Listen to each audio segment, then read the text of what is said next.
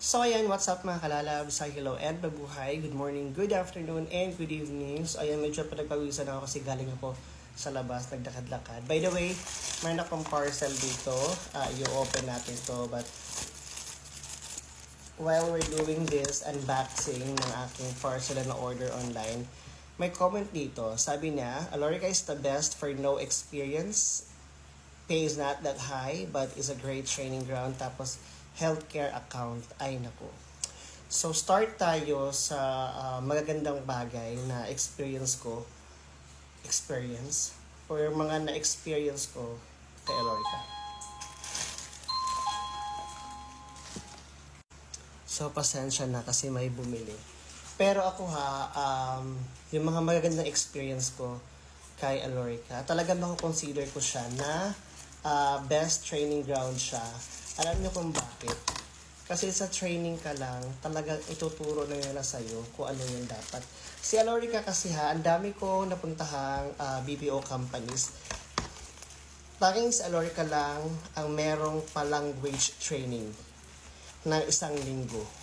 So sa language training, naalala ko na naman yung trainer namin na sobrang galing mag-English. From pronunciation, yung diction, basta ang perfect.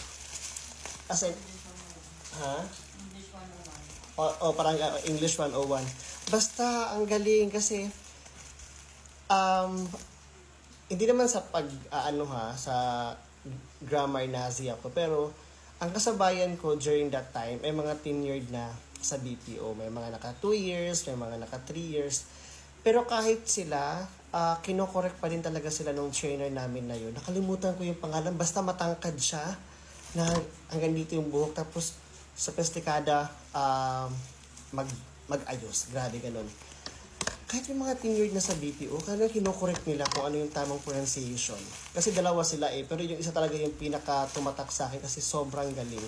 So, marinig ka lang nila nagbubulungan, tapos yung English mo ay yung pag-pronounce mo is mali, talaga i-correct ka nila.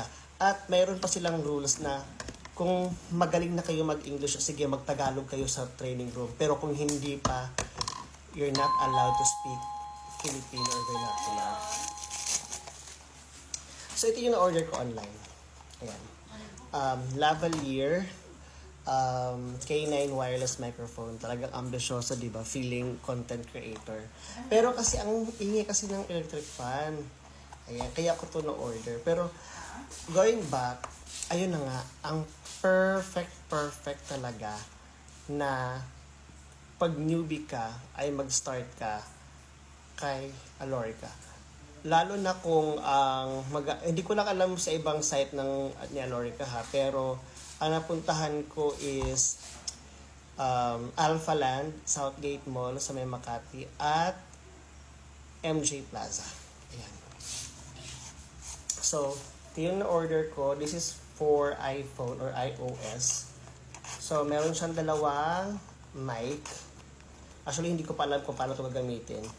So, meron siyang dalawang ito daw yung ilalagay sa phone. Tapos, ito naman yung i-connect mo. Ganyan.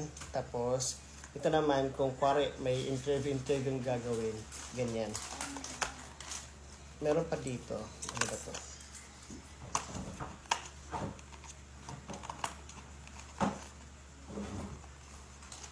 Ano ba to? So, ito siya. Akala ko lipstick Charot. So, ito siya. Charger siya. Cord lang. Ayan. Cord. So, ang cord niya dito lang. Ito. Ito siya ganyan. Bakit ganun? Parang hindi kasha. Ito parang pang iPhone. Pang iPhone siya. Dito. Ito dito. Okay. Okay. Sakto kasi may ganito ako Ayan. So, ayan yung charger niya. So, yun lang guys. So, going back. So, sa mga naghahangad dyan na gusto mag-apply sa BPO, i-try nyo po si Alorica. Totoo na hindi ganoon kalaki ang sahod kay Alorica. Pero, totoo din na perfect talaga siya for newbie. At maliban pa doon, ang swerte mo kung hindi toxic yung namamahala sa isang account. Kasi sa amin, nung nasa Alorica kami, tapos sa Alpha Land, ang perfect talaga ng aming management. Kaso nung lumipat kami ng MJ Plaza, napalitan yung aming OM, medyo di namin gusto. Which is, maraming nag-resign. Hanggang sa na-dissolve na nga yung account. Ganun pala yun, no? Di ba, ewan ko, pero kasi yung iba parang sasabihin, dapat maging grateful ka kasi may work ka.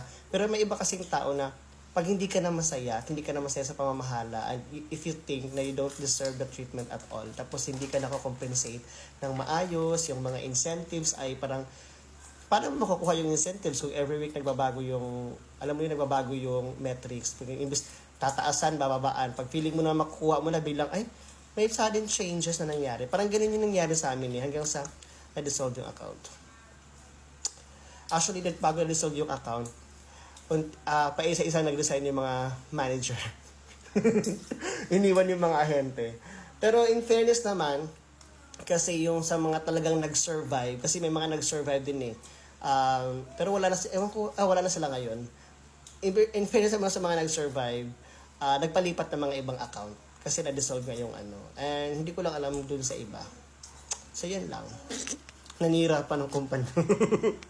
In fairness, perfect si Alorica ha. Perfect talaga. Nagkataon lang talaga na yung pumalit sa OM namin ay basta. Yun lang.